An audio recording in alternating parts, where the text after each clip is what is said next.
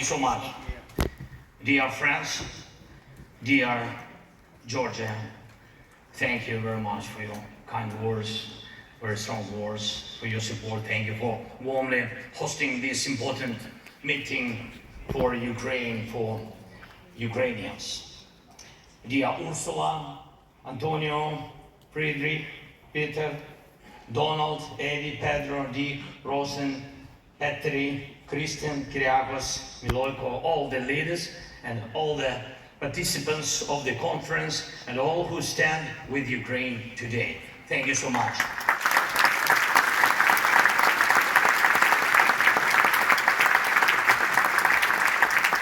Thank you all for your attention to Ukraine, to the needs of our people, first of all, and to our shared responsibility to do everything necessary to protect life.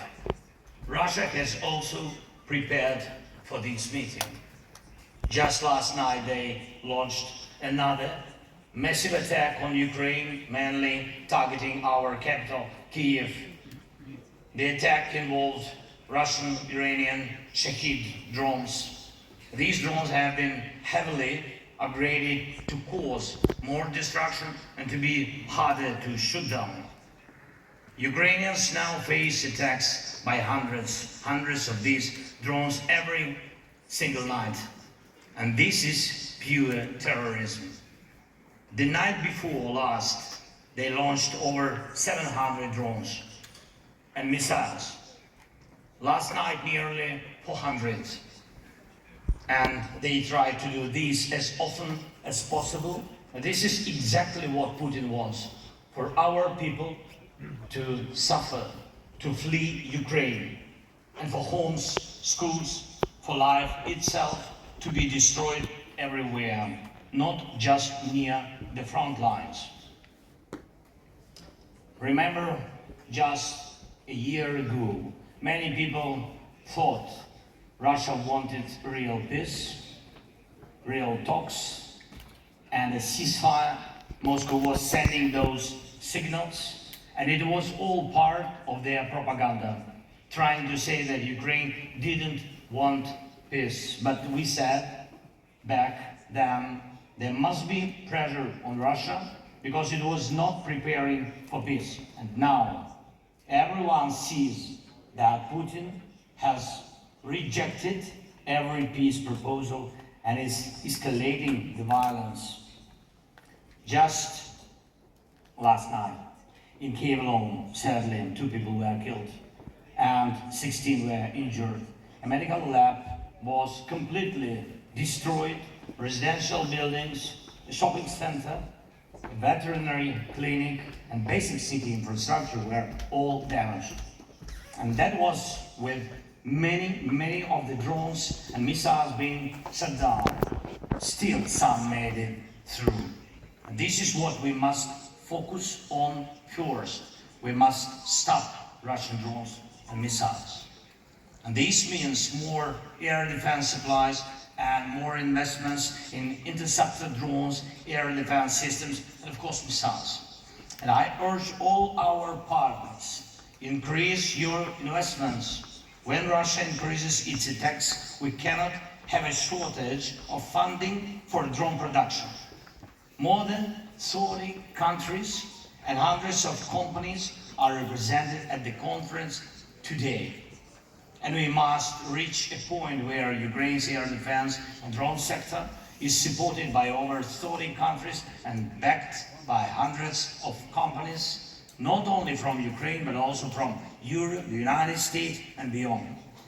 Please speak to our team for details.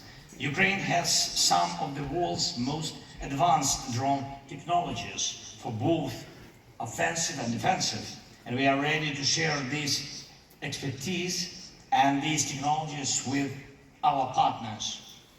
Ukraine needs investment, you need skills, you need technology, and everything we are building now to protect Ukraine will also help protect you. Secondly, I'm grateful to all countries that are part of the coalition.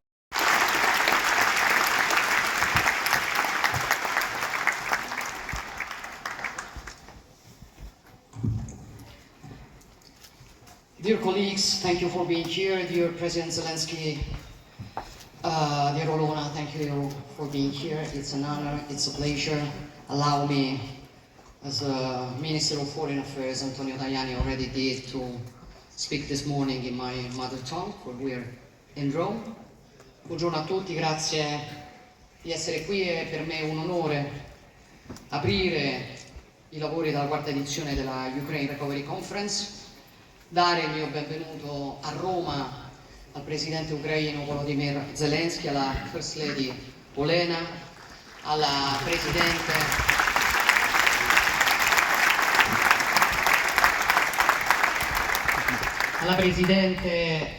della Commissione, al presidente del Consiglio europeo, ai presidenti, ai primi ministri, tanti colleghi che sono venuti qui oggi a Roma per partecipare a questa importante iniziativa, a tutte le delegazioni che sono presenti.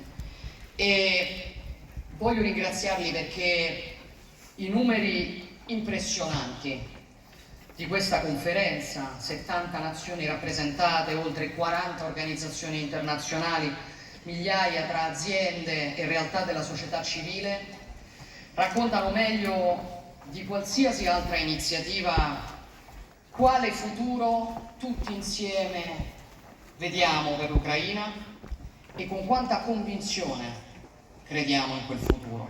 Il colpo d'occhio per chi ha diciamo la possibilità di vederlo da questo palco è di straordinario impatto, e chiaramente per questo voglio ancora una volta ringraziare il Ministro degli Esteri Antonio Tajani, tutta la Farnesina, tutti coloro che si sono prodigati per la riuscita di questo evento, così come voglio salutare e ringraziare gli altri ministri del governo italiano presenti, il Presidente del Senato Ignazio.